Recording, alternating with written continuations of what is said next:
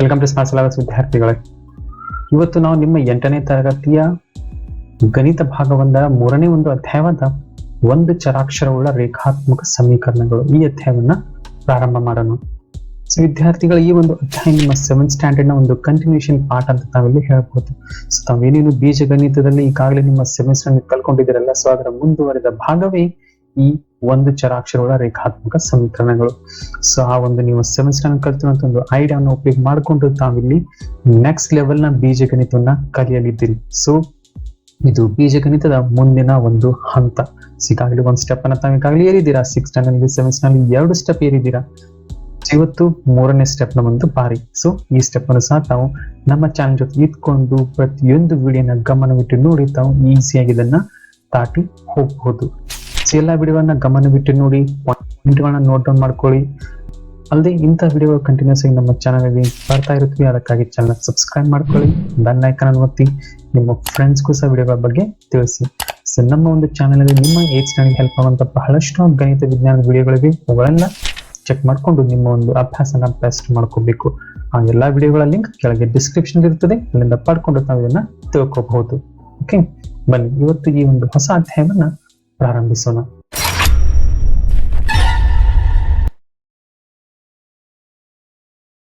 ವಿದ್ಯಾರ್ಥಿಗಳ 3ನೇ ಒಂದು ಅಧ್ಯಾಯ ಒಂದು ಚರಾಕ್ಷರವುಳ್ಳ ರೇಖಾತ್ಮಕ ಸಮೀಕರಣಗಳು.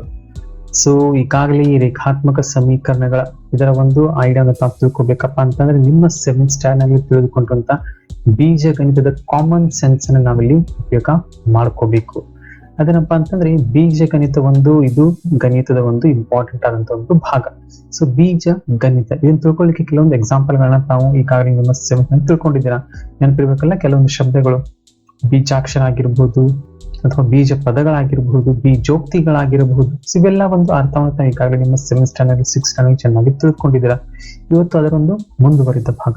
ಫಾರ್ ಎಕ್ಸಾಂಪಲ್, ನೀವೇನಾದ್ರೂ ವಿದ್ಯಾರ್ಥಿಗಳೇ ಎಕ್ಸ್ ಅಂತ ಬರ್ಬಿಟ್ರೆ ಇದು ಒಂದು ಬೀಜಾಕ್ಷರ, ಹೌದಲ್ಲ. ಸೊ ಇದ್ರ ಮುಂದೆ ಯಾವುದೇ ಒಂದು ಸಂಖ್ಯೆ, ಫಾರ್ ಎಕ್ಸಾಂಪಲ್ 6 ಅಂತ ಬರ್ಕೊಂಡ್ಬಿಡಿ. ಸೊ ಇದು 6x ಆಯ್ತು. ಈಗ ಇದೊಂದು ಸಂಖ್ಯೆಯನ್ನು ಹೊಂದಿದೆ, ನೆಕ್ಸ್ಟ್ ಒಂದು ಚರಾಕ್ಷರವನ್ನು ಹೊಂದಿದೆ. ಸೊ ಇದು ಎರಡನ್ನೂ ಹೊಂದಿದೆ, ಅದಕ್ಕಾಗಿ ನಾವು ಇದನ್ನ ಬೀಜ ಪದ ಅಂತ ಕರಿತೀವಿ. ಸೊ ಬೀಜಾಕ್ಷರ, ನೆಕ್ಸ್ಟ್ ಸ್ಥಿರಾಂಕ, ನೆಕ್ಸ್ಟ್ ಎರಡನ್ನ ಸೇರಿಸಿದ್ರೆ ಇದೊಂದು ಬೀಜ ಪದ. ತಿಳಿತಲ್ಲ ವಿದ್ಯಾರ್ಥಿಗಳು, ಬೀಜ ಪದಗಳೆಂದರೇನು? ಸೊ ಇನ್ನು ಬೀಜ ಪದಗಳನ್ನ ನಾವು ಪ್ಲಸ್ ಅಥವಾ ಮೈನಸ್ ಚಿಹ್ನೆ ಹಾಕಿ ಒಂದು ಎಕ್ಸಾಂಪಲ್ ಬರೆಯೋಣ. For example 6x - 2y. So 6x - 2y. So ಇವೆರಡು ಬೀಜ ಪದಗಳನ್ನ ವ್ಯವಕಲನ ಮಾಡಲಾಗಿದೆ ಅಂತ ಅರ್ಥ ನೀಡುತ್ತೆ. ಆದ್ರೆ ಈಗ ಇದು ಬೀಜ ಪದ ಅಲ್ಲ, ಇದೊಂದು ಬೀಜೋಕ್ತಿ. ಏಕೆಂದ್ರೆ ಇವುಗಳ ಮಧ್ಯೆ ಒಂದು ಮೈನಸ್ ಚಿಹ್ನೆ ಬಂತು. ಅದೇ ನೀವೇನಾದ್ರೂ 6x ಗುಣಾಕಾರ 2y ಅಂತ ಬರಬಿಟ್ರೆ ಇದು ಬೀಜೋಕ್ತಿ ಅಲ್ಲ, ಇದು ಕೇವಲ ಬೀಜ ಪದ. ನೆನಪಿಟ್ಕೊಂಡ್ಬಿಡಿ, ಏಕೆಂದ್ರೆ ಗುಣಾಕಾರ ಚಿಹ್ನೆ ಇದೆ. ಸೊ ಮಧ್ಯದಲ್ಲಿ ಪ್ಲಸ್ ಅಥವಾ ಮೈನಸ್ ಚಿಹ್ನೆ ಬಂದ್ರೆ ಮಾತ್ರ ಅದೊಂದು ಬೀಜೋಕ್ತಿ.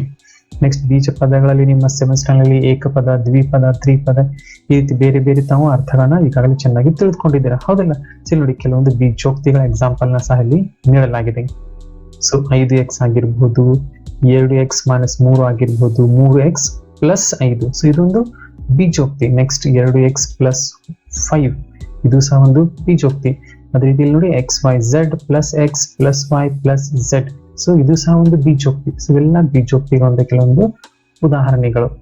ಅದಲ್ಲದೆ ನಿಮ್ಮ ಒಂದು 7th ಸ್ಟ್ಯಾಂಡರ್ಡ್ ಈಗಾಗಲೇ ಸರಳ ಸಮೀಕರಣಗಳ ಬಗ್ಗೆ ಸಹ ತಾವು ತಿಳಿದುಕೊಂಡಿದ್ದಾರೆ, ಹೌದಲ್ಲ.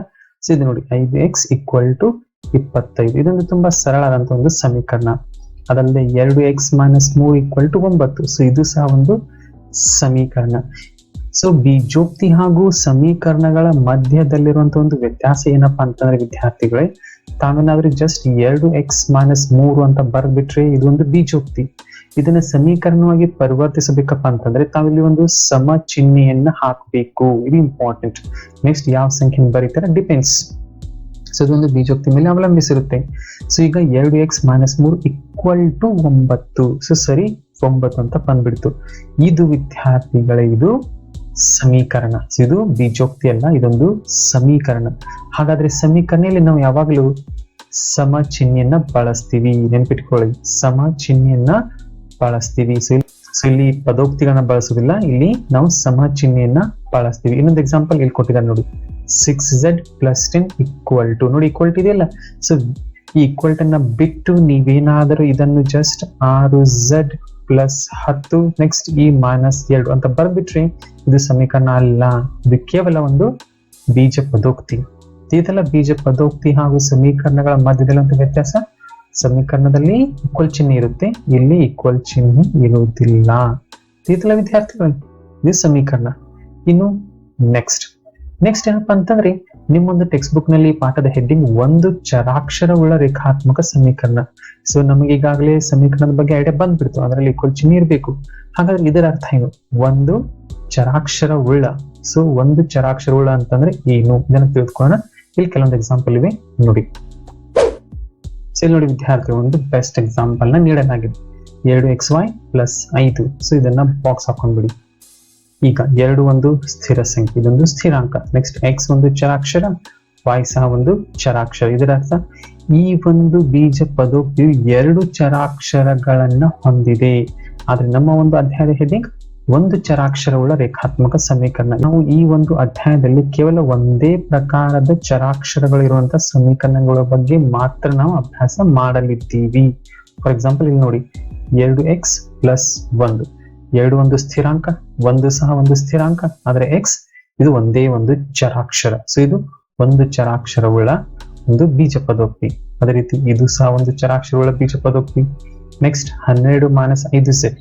ಇದು ಸಹ ಒಂದು ಬೀಜ ಪದೋಕ್ತಿ, ಆದ್ರೆ ಎಂತದ್ದು ಒಂದು ಚರಾಕ್ಷರವುಳ್ಳ, ಯಾಕೆಂದ್ರೆ ಒಂದೇ ಒಂದು ಅಕ್ಷರವಿದೆ, ಅದು z.